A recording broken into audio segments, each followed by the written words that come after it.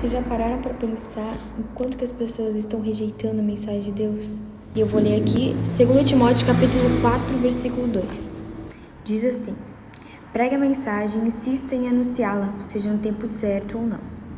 Procure convencer, repreenda, anime e ensine com toda paciência, pois vai chegar o tempo em que as pessoas não vão dar atenção ao verdadeiro ensinamento, mas seguirão seus próprios desejos e arranjarão para si uma porção de mestres que vão dizer a elas o que elas querem ouvir.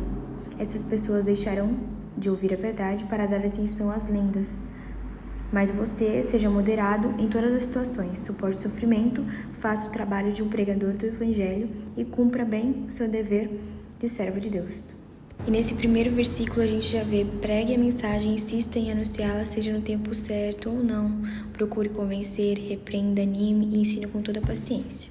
Então a gente sabe que vai ter perseguição, que muita gente vai falar mal, muita gente não vai querer escutar, mas a gente tem que fazer a nossa parte, a gente tem que falar de Deus para as pessoas, porque tem muita gente que está precisando de uma palavra, muita gente que está precisando de ajuda para voltar para a presença de Deus, e você tem que ser uma delas.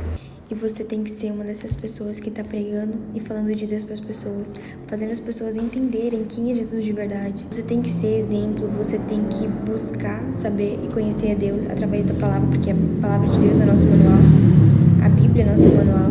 Então a gente tem que sempre se basear na Bíblia. Não vai ser por causa de pessoas que estão falando mal de você porque está falando de Deus.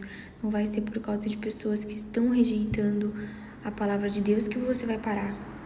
Porque a gente sabe que falar de Deus vai ter muita gente falando mal, vai ter muita gente indo contra, mas temos que fazer a nossa parte e alcançar o máximo de almas que a gente conseguir. Então, seja um exemplo, estude a Bíblia, busque conhecer mais a Deus através da palavra de Deus. Fale de Deus, fale do que tu aprender na Bíblia. Tiago capítulo 4, versículo 19 diz assim: meus irmãos, se algum de vocês se desviar da verdade e o outro o fizer voltar para um bom caminho, lembre-se disso. Quem fizer um pecador voltar do seu mau caminho, salvará da morte esse pecador e fará com que muitos pecados sejam perdoados.